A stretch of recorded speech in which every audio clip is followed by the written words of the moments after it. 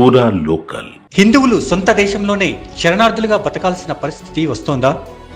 పశ్చిమ బెంగాల్లో తాజాగా జరుగుతున్న ఘటనలు చూస్తుంటే అలాగే అనిపిస్తోంది. అప్పుడు కాశ్మీర్, ఇప్పుడు పశ్చిమ బెంగాల్.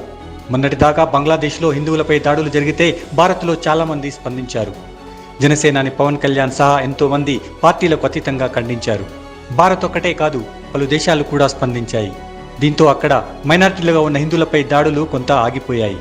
అయినా కూడా బంగ్లాదేశ్లో హిందువులకు రక్షణ లేకుండా పోయింది అనడంలో సందేహం లేదు. అయితే అక్కడ ముస్లిం పాలకులు ఉన్నారు కాబట్టి హిందువులపై దాడులు జరగడం సహజమే అనుకోవచ్చు.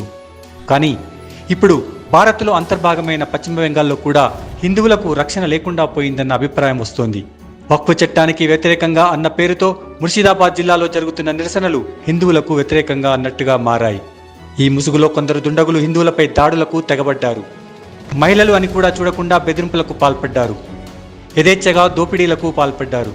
అత్యంత దారుణమైన విషయం ఏంటంటే బంగ్లాదేశ్ నుంచి వలస వచ్చిన వారు సైతం స్థానికులైన హిందువులను బెదిరించడం.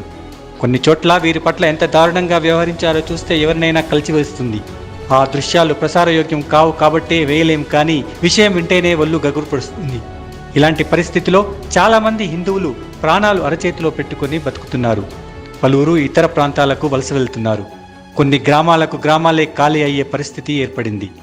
సొంత రాష్ట్రంలోనే అనేక మంది హిందువులు శరణార్థులుగా బతకాల్సిన పరిస్థితి ఏర్పడింది. వీరి కోసం ఆర్ఎస్ఎస్ కొన్ని శిబిరాలనే ఏర్పాటు చేసిందంటే పరిస్థితి అర్థం చేసుకోవచ్చు. కేంద్రం బలగాలను పంపించింది కాబట్టి పరిస్థితి ఈ మాత్రమైన అదుపులో ఉంది, కానీ లేకుంటే మరీ దారుణంగా ఉండేదని స్థానికులు అంటున్నారు. ఈ పరిస్థితికి కారణం పశ్చిమ బెంగాల్లోని మమతా బెనర్జీ సర్కారు తీరే అనడంలో సందేహం లేదు. మమతా మొదటి నుంచి హిందూ వ్యతిరేకతతోనే పనిచేస్తున్నారు. బంగ్లా నుంచి అక్రమంగా వలస వచ్చిన వారికి అండగా నిలుస్తున్నారు. వారి ఓట్లతో గెలుస్తూ హిందువులను తక్కువగా చూస్తున్నారు. బీజేపీ క్రమంగా బలోపేతం కావడం కూడా మమతకు ఆగ్రహం తెప్పిస్తోంది. గత ఎన్నికల్లో బీజేపీ తృణమూల్కు గట్టి పోటీ ఇచ్చింది.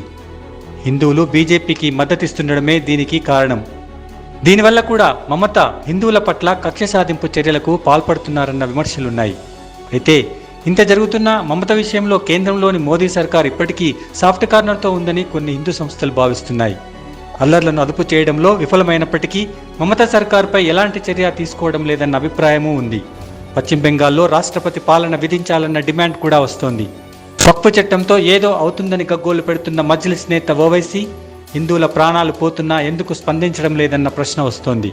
అసలు ఇలాంటి వాళ్ళ వల్లే కొందరు అమాయకులైన హిందువులను టార్గెట్ చేసుకుంటున్నారన్న విమర్శలు ఉన్నాయి.